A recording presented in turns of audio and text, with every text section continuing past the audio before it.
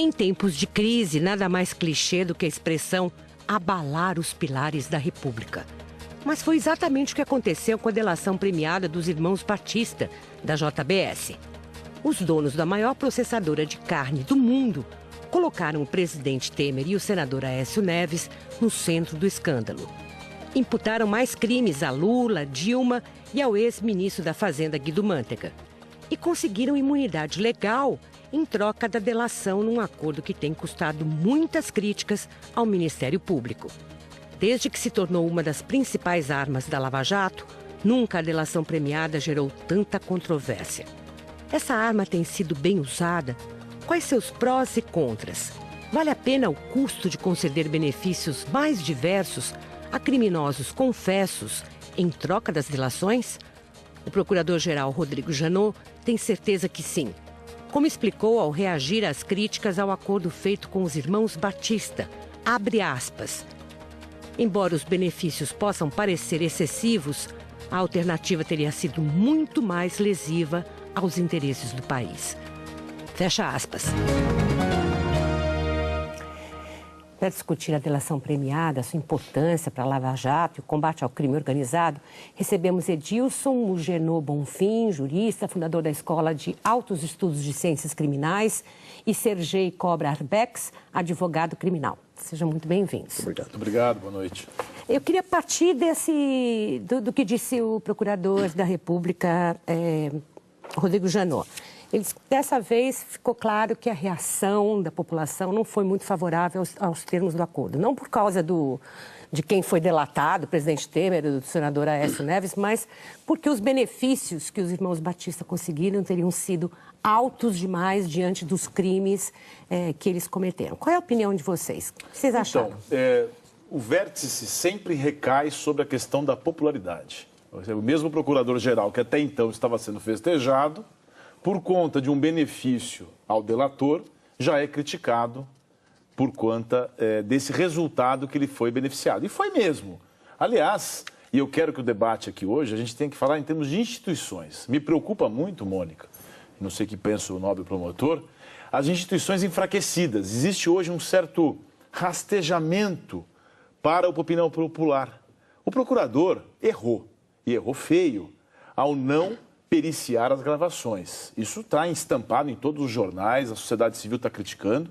E também, em primeiro lugar, já permitiu o vazamento dessas gravações. Porque essas gravações, para ter chegado ao público, deve ter sido de alguma forma, deve ter saído até do Ministério Público. Então, esse tipo de conduta em que o Ministério Público se arvora de uma condição sem limites, desarrazoada, também contribui para uma instabilidade do Brasil. Nós temos que transformar o Brasil com instituições sérias, responsáveis. Senão nós corremos o risco de chegar na barbárie. Eu vejo o doutor Sergei como uma potência acusadora. Sergei.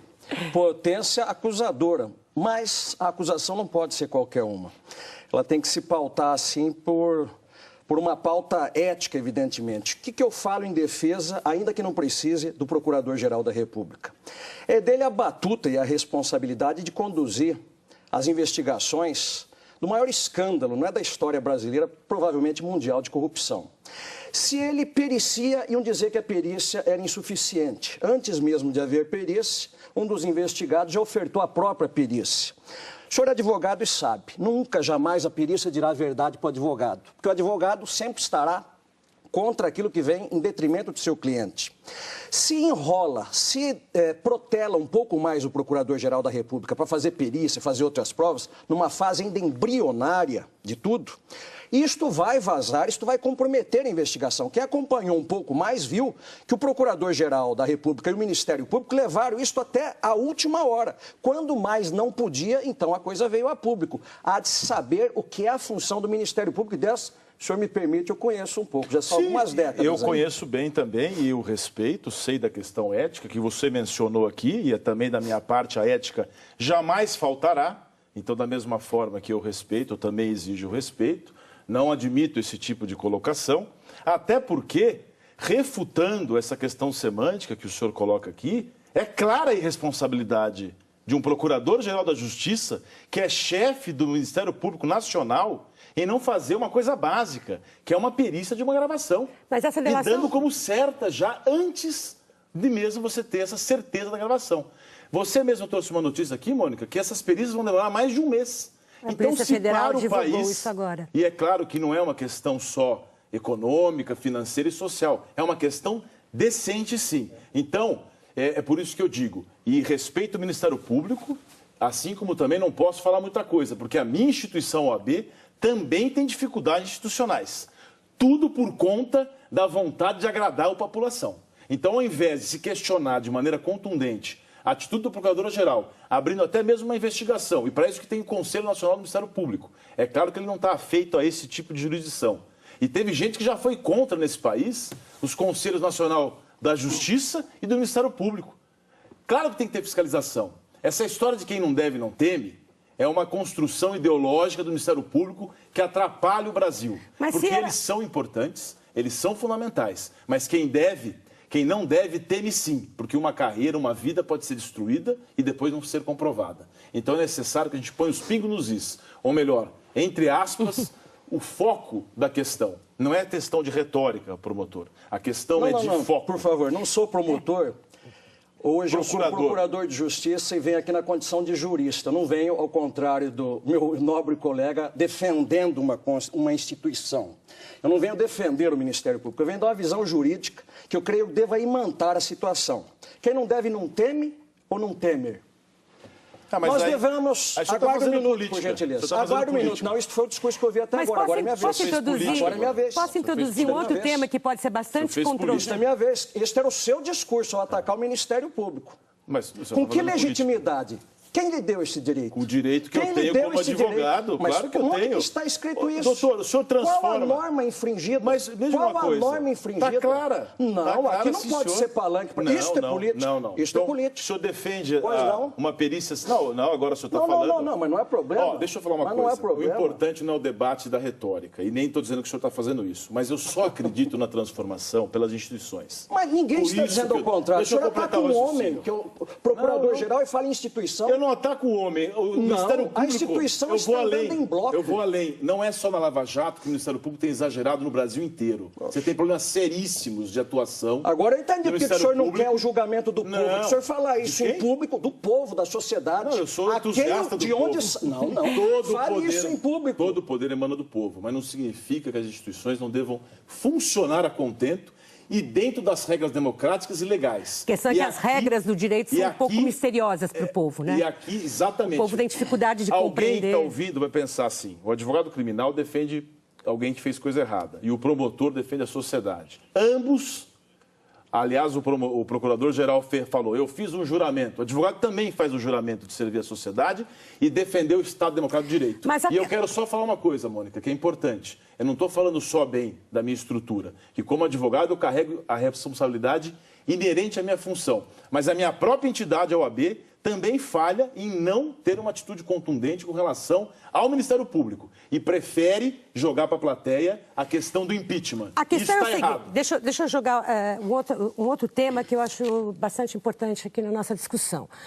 A questão da fita não periciada, ela foi bastante criticada e ela está lá no começo da delação. Ela é a razão pela qual o procurador, o Ministério Público, decidiram fechar o acordo com os irmãos Batista. No final, tem um acordo extremamente benevolente para eles, em que a multa que eles tiveram de pagar é muito pequena, puderam sair do país, puderam ficar completamente à vontade, livres, tem um acordo de leniência mais pesado ainda não fechado, porém, não houve uma multa tão pesada quanto para as empreiteiras, por exemplo.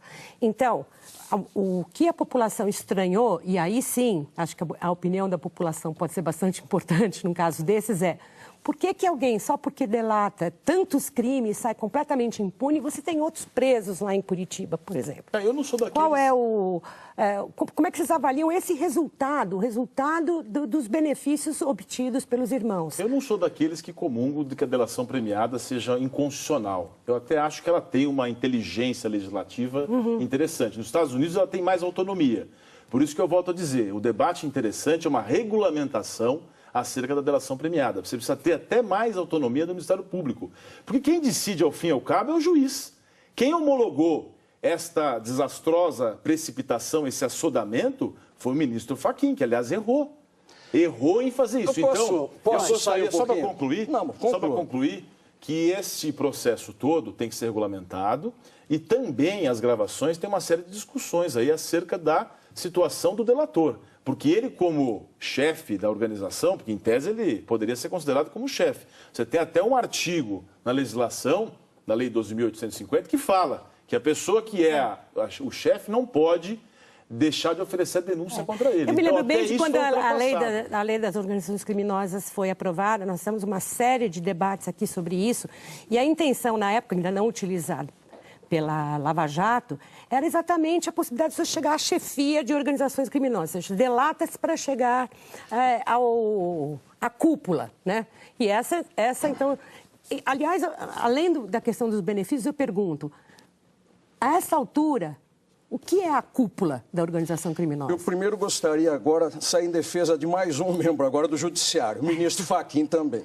Doutor Sergei atacou... As minhas perguntas você não vão responder. Eu vou responder, mas é que eu preciso para voltar à ordem aos debates.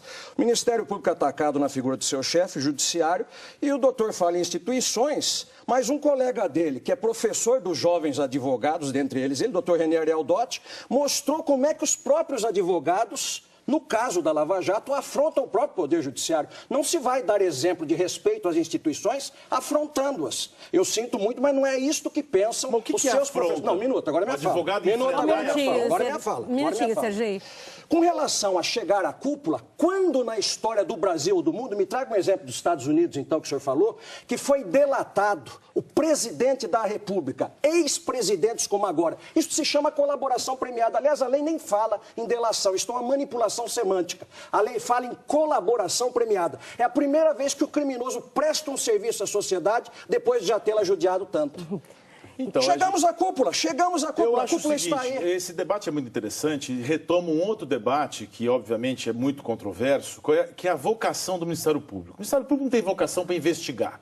O Supremo errou lá atrás, errou feio em conferir poderes investigatórios do Ministério Público.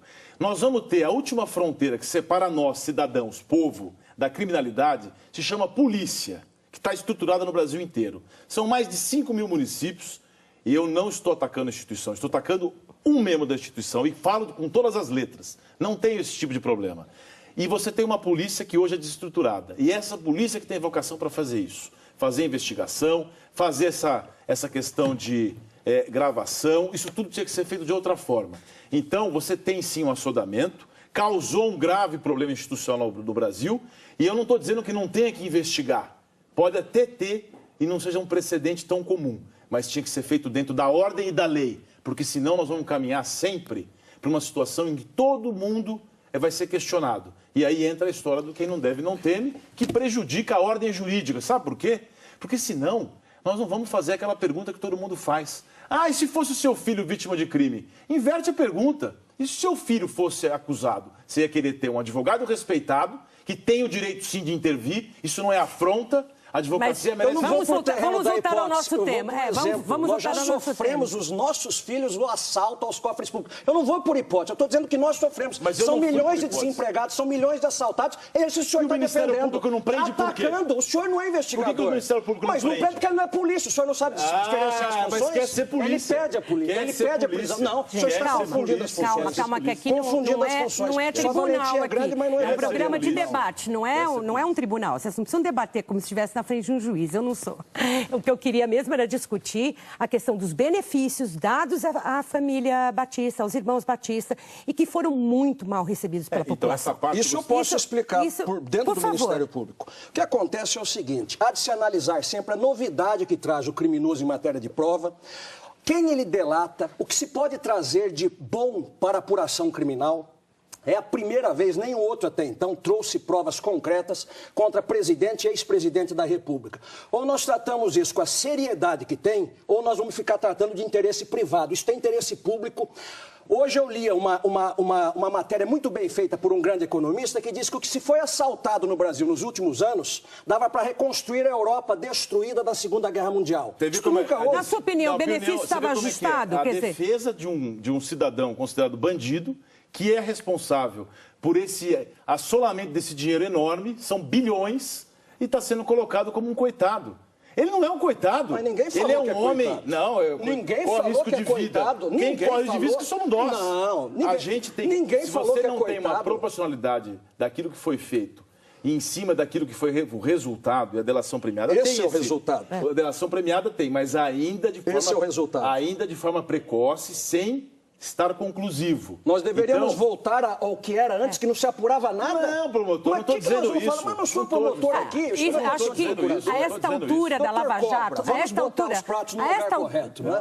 altura da Lava Jato, há um consenso que jamais teríamos chegado aonde chegamos sem o Estatuto da Delação Premiada.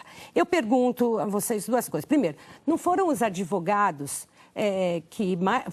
aliás, que mais reagiram no princípio, né? Achavam que... Eu li várias reportagens, entrevistas, que os advogados diziam que esse colaborador era uma pessoa repulsiva, era uma pessoa desprezível. E à medida que o tempo foi passando, eles foram vendo também que era a única forma de defender alguém que estava envolvido em tantos crimes, não é? Tem uma coisa que a gente está de acordo. Essa questão moral tem que ser separada, a questão política e moral da questão jurídica. Porque quando eu falo transformação pelas instituições, eu sei que é muito complicado até para quem está nos escutando, porque é imoral, tem coisas que são imorais, mas tem que ser tratadas dentro do Estado de Direito. E uma coisa que se falou muito no começo era que a delação premiada trazia uma imoralidade e transformava... Isso partiu dos advogados. Não, foi dos advogados. Não foi só dos advogados. Tá bom, não nego. Eu acabei de dizer que eu não mas foi sou... basicamente já é uma atenuante. Já não atenuante. Mas o doutor já é uma não é gente, procurador. Por favor. Se o senhor fosse juiz, nem juiz seria me condenando aqui, porque eu sou advogado independente. Então, existia essa história de que isso criaria um sentimento ruim na sociedade. Porque você ensinaria um filho que você não pode entregar uma pessoa. Isso é uma coisa diferente. Eu mesmo, quando era menino, meu pai dizia, você não pode falar do seu irmão porque isso é muito feio. Agora, isso em termos de inteligência legislativa é uma outra história. Você criar uma semente de discórdia no seio da organização criminosa que é inteligente. Isso eu acho que até, de uma certa forma, e tem toda a razão de existir, é uma forma de você conseguir muito mais do que você conseguiria sem a delação. Está plenamente absorvido pelo sistema. O que é necessário é ter uma regulamentação para que seja respeitado o trabalho do advogado, mais autonomia do Ministério Público. Mas o que está faltando? Às vezes o advogado nem participa da delação. Mas o que está faltando? Quem leva as delações para o Ministério Público é o advogado. O senhor está desinformado. Não, tem 17. Está sempre acompanhado pela lei. Sempre acompanhado. O senhor já participou de alguma delação? Sempre, já participei. Já participou de delação? Já participei. Quem leva a delação? É o promotor, o procurador que vai bater as suas portas? O advogado tem que estar presente. Mas a questão não é só da delação. Não. O senhor diga para as câmeras o que acontece. O juiz. Então. Mas quem propõe a delação é o advogado. E o advogado, é o momento do senhor afirmar. Agora dizer que é o senhor que propõe. O advogado e o réu ficam reféns de uma homologação que pode não... procura, oferece e fica refém? Que conversa é essa? Não, mas o Instituto, a lei foi criada... Sabe por quê? Se a homologação não for aceita, você perde... Ele acabou de defender aqui o réu Joesley. Mas o que é isso? Colocando palavras na boca de quem não lhe autorizou que ele Não vamos exagerar aqui, isso aí é efeito. Se o réu chega no final e o juiz não aceita a homologação, por isso que precisa ter mais autonomia, ele perde tudo aquilo que ele falou. Então ele fica na mão do judiciário para uma situação que ele já se entregou.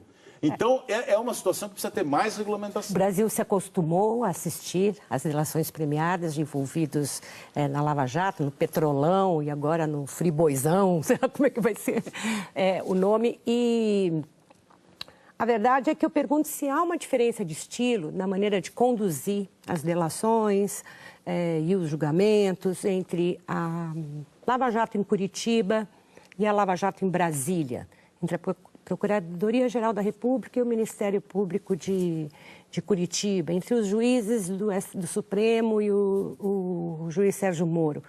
Existe uma diferença assim, perceptível, assim, ou não? Acho que parece que um pouco mais afinado o trabalho do Ministério Público com o juiz lá de Curitiba, o que também não é muito bom, né? Tem que haver uma separação de poderes.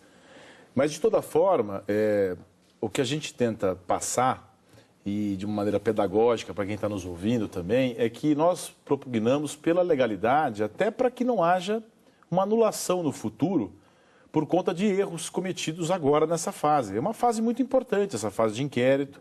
No processo, às vezes, quando é detectada uma irregularidade, já não dá tempo mais de reverter. E aí você tem impunidade, que às vezes a imprensa nem divulga. Eu ouvi e li que das delações, das 40 delações lá na Lava Jato, 10 delas já estão sendo questionadas pelo próprio Ministério Público, sendo que 4 delas não vão passar e vão ser revertidos os benefícios. Então, isso tudo tem que ser feito com muita tranquilidade, com muita contundência, claro, nós temos que ir atrás dos corruptos, mas para que não haja anulação. Todo mundo não esquece, eu sei que é um caso emblemático, o Castelo de Areia, uma operação importante no Brasil de contra a corrupção, que depois foi anulada no STJ por conta de um procedimento ilegal. Então, os respeitos às etapas jurídicas são muito importantes. Não sei dizer como vai funcionar agora no Supremo com o ministro, com o procurador-geral. Eu acho que, tenho certeza que uma medida tão drástica como essa deveria ter sido levada ao plenário. Quem tinha que decidir se abrir a investigação contra o presidente da República era o plenário do Supremo e não o ministro individualmente. Que, aliás, diga-se de passagem, não deveria ter sido designado o processo, porque não é Lava Jato. E mandaram para ele de forma errada. Bom, depois eu não sei como não defender os que estão sendo acusados, atacados à distância. Está sendo respeitado o devido processo legal. Todos aqui já tinham carreira jurídica há muitos e muitos anos, quando outros ainda se inauguravam nas suas funções. Conhecem profundamente a letra do direito. Está tudo sendo respeitado dentro do Estado democrático de direito. Qual era a crítica que se fazia às delações, às colaborações premiadas? Que o juiz prendia para que houvesse as delações. Isto ficou mostrado numericamente. 2/3 das delações foram feitas com réus, com investigados colaboradores soltos. As prisões efetuadas foram confirmadas em segunda instância, a não ser a título excepcional. Onde mais nós vamos ficar criticando quando a sociedade tem que, em pé, aplaudir a primeira vez da história que começa a botar esse país a limpo, sem fazer distinção de colarinho branco com criminoso de pé de chinelo de periferia. Nós temos é que aplaudir em pé, dar um entorno moral para que os jovens procuradores e juízes tenham condições de dar aos nossos filhos um país melhor do que herdamos de nossos pais. Então, no finalzinho. Não temos que fazer demagogia jurídica. Isso não é demagogia, o senhor tem coragem. Calma. Não estou falando o que o senhor está fazendo. Demagogia jurídica para dizer que nós vamos combater a criminalidade às custas de direito e garantias. Os números são muito preocupantes. Quando fala em 2/3, aliás, a delação ideal é que seja feita solta. Só que você não pode, por exemplo, considerar se 3 pessoas, como na Lava Jato, foram absolvidas, ficaram 1 ano presas. São pessoas, a dignidade humana sendo levado para baixo. São famílias que também são respeitadas. Então, os números são perigosos. Porque se você tiver 20% de gente inocente, você condenou a morte dessas pessoas, a vida dela toda. Não sei de onde o senhor tirou essa estatística. Estatística não tem base nenhuma. 4 pessoas absolvidas. Isso não, mas peraí, Então, conte o grande número dos muitos, mas isso daí são dados. Nós vamos continuar essa conversa e essa discussão e esse debate acalorado fora do ar. Por enquanto, eu tenho que terminar. Muito obrigada, Edson. Muito obrigada, Sergei, pela participação quente aqui no Entre Aspas. Muito obrigada a você também que acompanhou o programa.